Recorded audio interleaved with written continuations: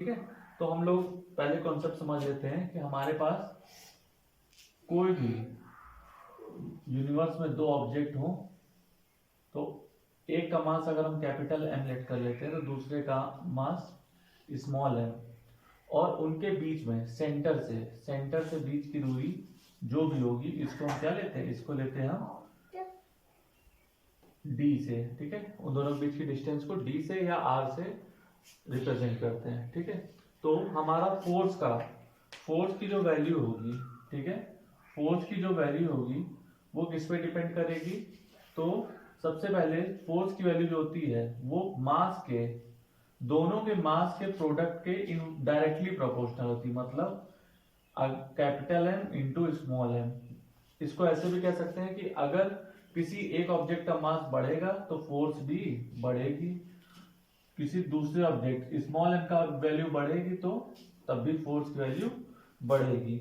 दूसरे तरीके से ये भी कह सकते हैं कि force is inversely proportional to distance. Inversely proportional to distance मतलब कि 1 में डी, लेकिन नॉट डिस्टेंस, डिस्टेंस के स्क्वायर के इनवर्सली प्रोपोर्शनल है। इसका मतलब कि अगर डिस्टेंस बढ़ेगी तो फोर्स कम होगा, डिस्टेंस कम होगी तो फोर्स बढ़ेगा।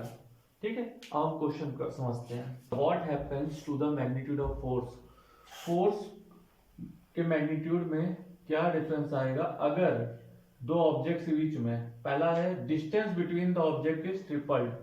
ठीक है, तो हम समझते हैं कि जब दो ऑब्जेक्ट की बात कर रहा हूं तो हम फोर्स निकालते हैं इस फॉर्मूले से। Force is equal to G M M upon D square. D square या आर स्क्वायर भी कह सकते हैं। यहाँ पे सपोज करिए दो ऑब्जेक्ट हैं, तो अगर एक का मास कैपिटल एम है दूसरे का स्मॉल एम है और दोनों के बीच में डिस्टेंस ये है, ठीक है, तो डिस्टेंस का स्क्वायर। ठीक है, तो हमारे लिए इस फॉर्मूले से निकालेंगे। अब हमारे पास केस क्या दिया हुआ है कि बोल रहा है अगर if the distance between the object is tripled, distance क्या हो जाए, ट्रिपल हो जाए। ठीक है, तो इसको हम लोग क्या करेंगे, नए फोर्स का, ठीक है, डिस्टेंस ट्रिपल हो रहा है यानी जो नया डी आएगा, डिस्टेंस ही चेंज हो रहा है, बाकी वैल्यू कोई नहीं चेंज है, केवल क्या बोल रहा है पहले क्वेश्चन में, distance of between the object is triple, distance triple हो रही है। तो न्यू डिस्टेंस को ये ओल्ड डिस्टेंस मान लेंगे डी, तो न्यू डिस्टेंस क्या हो जाएगी, डी डैश बराबर ट्रिपल्ड हो रही ना, किससे ट्रिपल, पुराने वाले से, यानी 3d डी डैश, मतलब नई डिस्टेंस क्या हो जाएगी, पुरानी डिस्टेंस का 3 टाइम्स। फिर हमको क्या करना है, इस वैल्यू को, अब नया फोर्स निकालेंगे। नया फोर्स क्या होगा, F dash is equal to small capital G. ठीक है, कोई चेंज नहीं है, दोनों मास में कोई डिफरेंस नहीं, तो एम एम लिख देंगे और अपॉन में डी डैश का स्क्वायर। ठीक है, डी डैश, क्योंकि देखिए यहाँ पे नया फोर्स होगा ना, फोर्स क्यों चेंज हो रहा है, क्योंकि यहाँ पे डिस्टेंस चेंज हुआ, बाकी चीजें कांस्टेंट थी, नहीं बदल रही, इसीलिए हमने एज इट इज उतार दिया। लेकिन डी डैश बदलेगा, तो हम लोग को क्या करना है, डी डैश यहाँ पे क्या रखना है, डी डैश, डी डैश जैसे ही रखेंगे, ठीक है, और यहाँ पे जब वैल्यू पुट करेंगे तो G M M upon D dash का स्क्वायर, डी डैश का स्क्वायर जब रखेंगे तो डी डैश की जगह क्या रखेंगे, 3d का स्क्वायर। इसको जैसे ही सॉल्व करेंगे तो क्या आएगा, जी एम एम अपॉन 3 का स्क्वायर 9 और d का स्क्वायर d स्क्वायर। अब देखिए यहाँ पे G M M upon D square था, यहाँ पे क्या है, ये G M M upon D square common मिल रहा है, यानी एफ डैश, यहाँ पे क्या है, ये एफ डैश था, तो ये एफ डैश बराबर हमको क्या मिल गया, ये 1/9 और G M M upon D square क्या हो जाएगा, ये पुराना फोर्स था हमारा ये, तो इसको एफ लिख देंगे। ठीक है, यानी जो न्यू फोर्स है वो 1/9 है ओल्ड फोर्स का। ठीक है, अब सेकेंड पार्ट देखेंगे। सेकेंड पार्ट में क्या बोल रहा है, mass of both objects doubled. ठीक है, तो F बराबर G M M upon D square है। ठीक है, ये हमारी एक इक्वेशन है। अब हमको क्या करना है, फोर्स, नया फोर्स होगा F dash is equal to G M dash small M dash upon D dash का स्क्वायर। इसको ऐसे समझ सकते हैं कि ये हमारी ओल्ड वैल्यू के लिए है, न्यू वैल्यू के लिए ये है। ठीक है, लेकिन पहले केस में क्या बोला, distance between the object is tripled, केवल डिस्टेंस ही तो ट्रिपल हो रहा है, तो बाकी वैल्यूज को हम लोग क्या लिखेंगे, केवल m और m ही लिख देंगे, केवल d चेंज हो रहा है तो d डैश लिखेंगे। सेकेंड इक्वेशन में क्या बोला, मास ऑफ बोथ ऑब्जेक्ट्स डबल्ड। ठीक है, दोनों ऑब्जेक्ट का मास डबल हो रहा है, यानी डिस्टेंस में कोई फर्क नहीं आ रहा तो डी स्क्वायर ही लिखेंगे, और यहाँ मास डबल हो रहा है यानी एम डैश और स्मॉल एम डैश करेंगे। थर्ड इक्वेशन में क्या बोला है, mass of both object as well as the distance between them is doubled.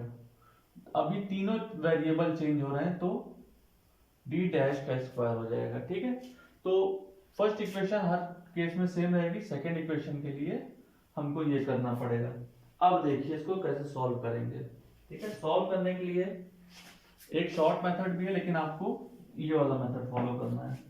जैसे मास of both object is double, तो हमको पता है मास डबल हो रहा है, तो न्यू मास जो होगा m डैश वो क्या हो जाएगा, पुराने मास का डबल होगा यानी 2m।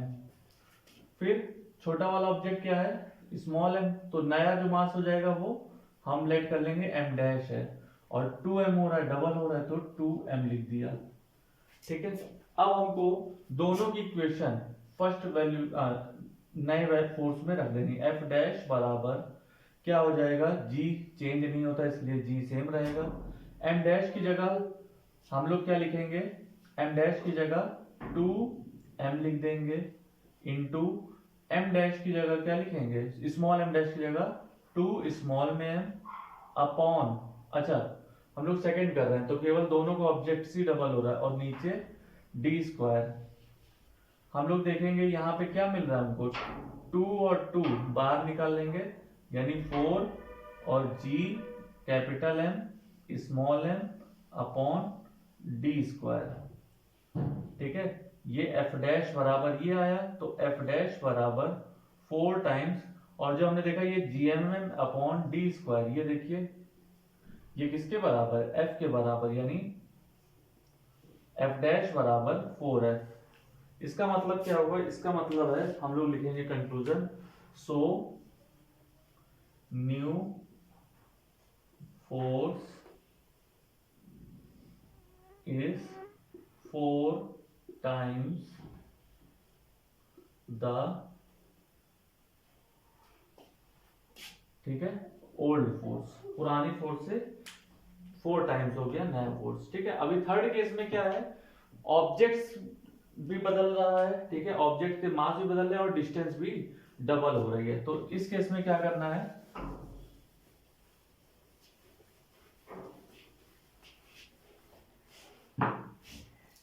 इस केस के लिए हमको करना है कि मास डबल हो रहा है यानी m डैश बराबर हम लोग लिख देंगे capital M, small m dash बराबर लिखेंगे 2m हो रहा है, sorry, mass of both object, दोनों ऑब्जेक्ट का मास भी डबल हो रहा है और डिस्टेंस भी डबल हो रही है। ठीक है, तो 2m लिखेंगे, और नया m डैश, ठीक है, जो छोटे वाला ऑब्जेक्ट है उसकी नई वैल्यू क्या होगी, वो भी डबल की गई है, तो 2 स्मॉल m, और डिस्टेंस जो नई वाली है यानी d डैश बराबर क्या हो जाएगा, डबल हो रही है तो 2 टाइम्स पुरानी डिस्टेंस यानी d।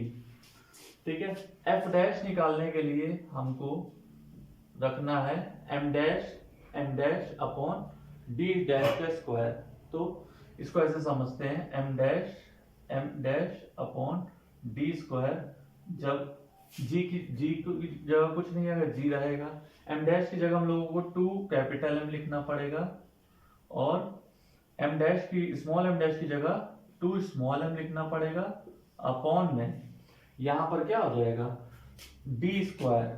ठीक है, d डैश का स्क्वायर, न्यू डिस्टेंस है ना, तो 2 times d, 2 times original distance का स्क्वायर। ठीक है, सॉरी ये गलत हो गया, का होल स्क्वायर है। ठीक है, d का होल स्क्वायर, तो d डैश क्या हो जाएगा डी डैश की जगह 2d रखना है तो उसका होल स्क्वायर करना पड़ेगा। जैसे हमने ये किया, नेक्स्ट लाइन में जब सॉल्व करेंगे तो एफ डैश बराबर 2 2 जा 4 और ये क्या होगा 2 का स्क्वायर 4, यानी 2 2 जा 4 ऊपर हो गया बाहर, तो क्या बचा ऊपर G capital M small M upon नीचे क्या होगा 2 का स्क्वायर 4 और डी का स्क्वायर डी का स्क्वायर, ठीक है। 4 से 4 कैंसल आउट और हमको दिख रहा है ये G M M upon D square क्या है, फिर से वही फर्स्ट इक्वेशन यानी एफ है, यानी यहां पर इस केस में क्या हो जाएगा, फोर्स इज नॉट चेंज्ड, ठीक है, मैग्नीट्यूड ऑफ फोर्स चेंज नहीं हुआ है, ठीक है। Thank you class.